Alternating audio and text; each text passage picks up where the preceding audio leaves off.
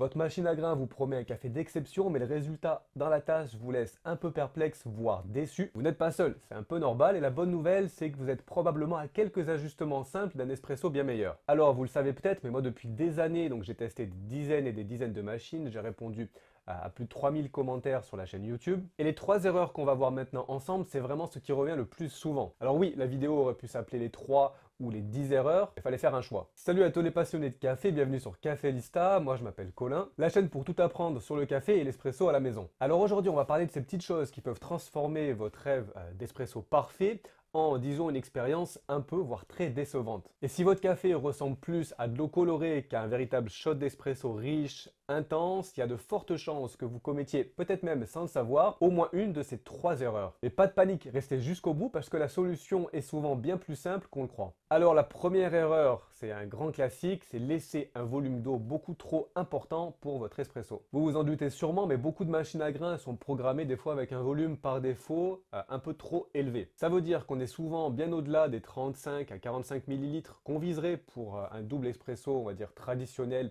bien équilibré. Et on se retrouve très souvent avec des cafés qui flirtent des fois les 50, voire les 50 millilitres. Alors on pourrait se dire, super, une grande tasse de café ou une grande tasse d'espresso, mais est-ce que c'est vraiment ce qu'on veut pour notre expresso? Le problème, c'est qu'à ce niveau de volume trop élevé, la précieuse mouture de café est complètement rincée bien avant la fin. Imaginez pour un double expresso, après que les 40 ou 50 millilitres d'eau soient passés, la majorité des bons arômes sont déjà dans la tasse. Tout ce qui coule ensuite, c'est principalement de l'eau, alors qui va se charger en composé amer et qui vient diluer les saveurs que vous aviez réussi à extraire au début de la tasse. Le résultat dans ce cas, c'est un café qui va manquer de corps, qui va ressembler donc un peu à de l'eau, qui risque de développer une amertume pas toujours agréable, même très souvent désagréable. Petite explication rapide, mais c'est promis, c'est simple. Les solides solubles, en fait c'est ce qui fait le goût du café, comme les huiles, le sucre, les acides, se libèrent surtout dans les 20 à 30 premières secondes d'extraction. Alors ça concerne vraiment les machines traditionnelles espresso, mais pour nos machines à grains, ça s'applique aussi. Si vous continuez à faire passer de l'eau bien au-delà, vous allez extraire des composés qui peuvent être très amers, comme certains tanins. Imaginez donc la différence, où d'un côté on a un espresso, alors qui est trop allongé,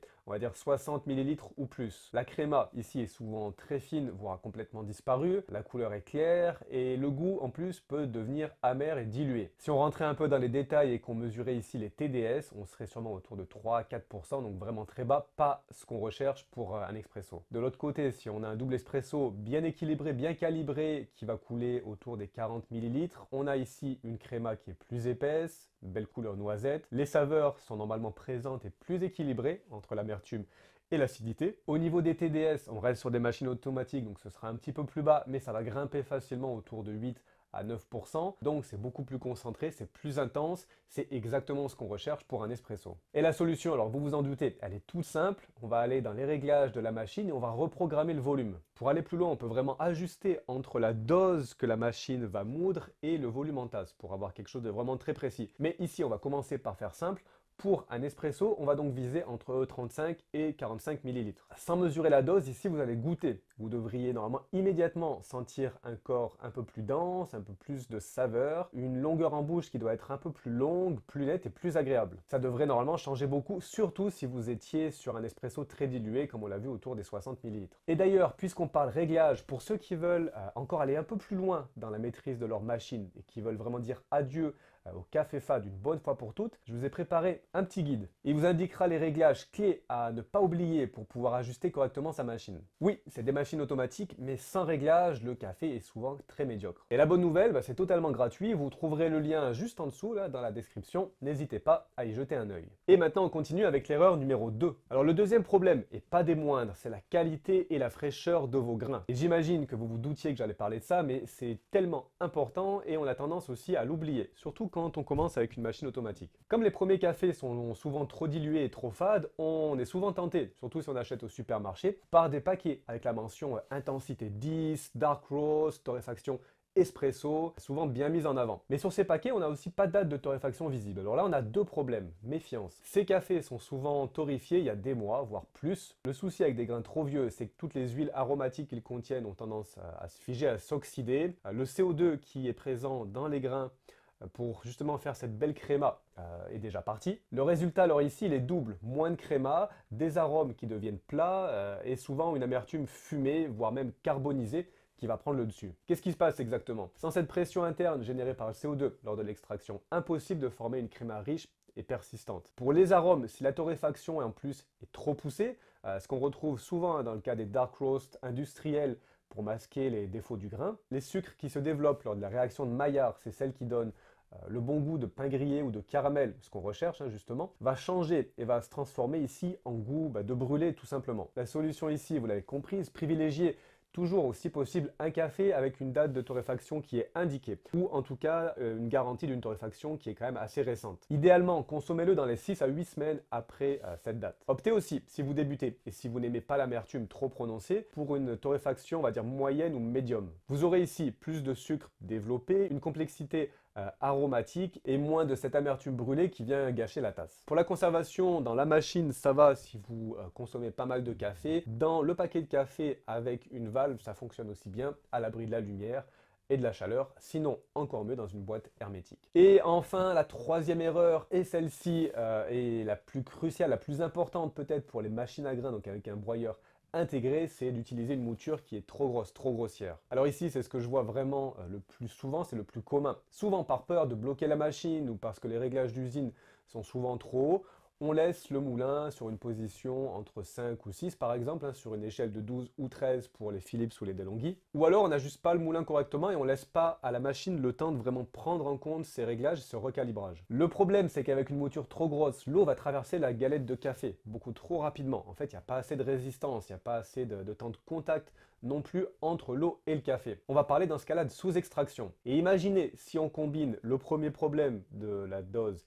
et d'un mauvais café avec une mouture trop grosse, vous vous imaginez le résultat qu'on va avoir en tasse. Ici, votre café va être très pâle, très léger, très acide, sans corps, bref, vraiment pas du tout ce qu'on recherche, c'est même l'opposé. Pourquoi est-ce que cette question de la mouture est vraiment centrale? Parce que plus le grain est moulu finement, plus on va créer une petite surface qui vont pouvoir échanger des arômes avec l'eau. En plus, sous la pression des 9 bars traditionnels sur une machine espresso ou des 15 à 19 bars sur des machines automatique, si la mouture est trop grossière, le débit d'eau va être vraiment très rapide. Et ici, regardez la différence entre ces deux shots.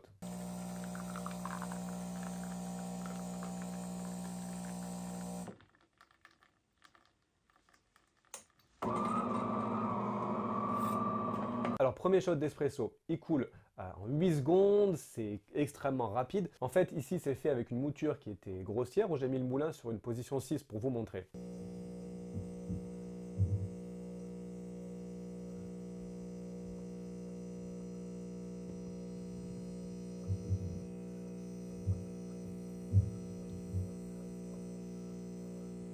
Le deuxième s'est fait en plus de 25 secondes, presque un peu lent, mais quand même beaucoup mieux que le premier. Le moulin ici a été resserré et calibré correctement. On a cette fois un volume donc raisonnable, une créma qui est bien plus présente. Au niveau TDS, pour la mesure de l'extraction, on est là encore entre 8 et 9%. Donc vous imaginez ici la différence de goût entre le premier et le deuxième. La texture en bouche, etc. C'est vraiment le jour et la nuit. Alors comment on s'y prend pour ajuster ça sans tout dérégler? Je vous l'ai dit un peu, la solution ici c'est d'observer et d'y aller petit à petit. Pendant que votre café coule, regardez bien le flux. S'il devient clair, presque translucide en moins de 10 secondes, ici c'est quand même mauvais signe, c'est que la mouture est probablement trop grosse. Dans ce cas, la prochaine fois, quand vous lancerez votre prochain expresso, resserrez un petit peu votre moulin d'un seul cran. On y va un cran à la fois. Et voilà, on vient de voir ensemble les 3 erreurs qui sont vraiment les plus courantes, mais qui, une fois corrigées, vont radicalement changer la qualité de votre café. Et franchement, si vous corrigez déjà ces 3 points, le volume d'eau, la fraîcheur du grain, la finesse de la mouture, je vous garantis que vous allez sentir la différence dans votre tasse demain matin. Mais si vous connaissez d'autres erreurs, je serais vraiment curieux de les apprendre, vous pouvez me mettre tout ça dans les commentaires. Comme d'habitude, si cette vidéo vous a plu, n'hésitez pas à mettre un petit pouce, à vous abonner si ce n'est pas fait, ça aide beaucoup la chaîne. Mais attendez, partez pas, je pense que cette vidéo ici pourrait vous intéresser. Donc je vous conseille de la regarder. Moi, je vous souhaite une bonne semaine, je vous dis à bientôt, ciao.